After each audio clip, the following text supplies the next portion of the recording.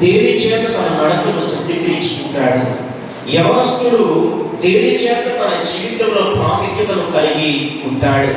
యవన ప్రాయం ఎంత ప్రాముఖ్యమైందో అంతే ప్రమాణకరమైంది. చెప్పనొకసారి, యవన ప్రాయం ఎంత ప్రాముఖ్యమైందో అంతే ప్రమాణకరమైంది. ఎందుకో తెలుసా?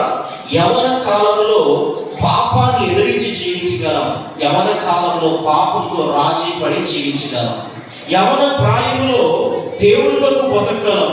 యవన ప్రాయంలో దేవుడిని తునీకరించి మనం జీవించగలం. దేవుని బిడ్డలారా, ఈ రోజున సంఘం సమాజంలో ఎలా ఉండాలి? సంఘం క్రైస్తవులైన మనము, దేవుడి బిడ్డలుగా ఉన్న మనము, దైవికమైన ఆరాధన చేస్తున్న మనము, దేవుడిని మన సొంత రక్షణగా స్వీకరించిన మనము ఎలా జీవించాలి అని మనం చూస్తే, చూడండి ఒకసారి.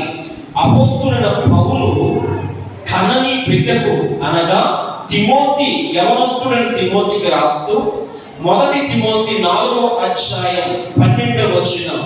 మొదటి తిమోతి 4వ అధ్యాయం 12వ వచనం. నీ యవనాన్ని బట్టి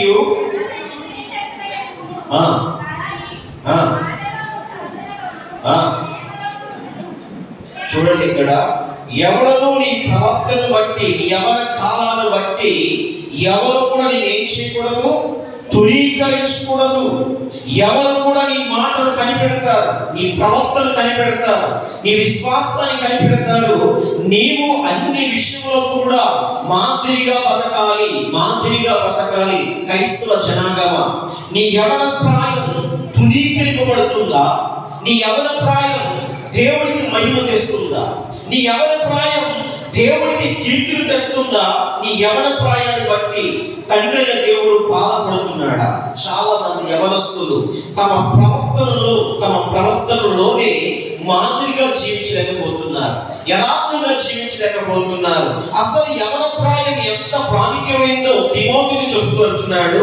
తిమోతి, నీ యవనాన్ని బట్టి ఎవరు నిన్ను తునీకరింపలేవు, కానీ మాటలో, ప్రవర్తనలో, ప్రేమలో, విశ్వాసంలో, పవిత్రతలో విశ్వాసులకు మాదిరిగా ఉండుము. చూడండి, అక్కడ 5 ప్రాముఖ్యమైన విషయాలు చెప్తున్నాడు. అయ్యా, నీవు మాటలు ఎలా ఉండాలంట?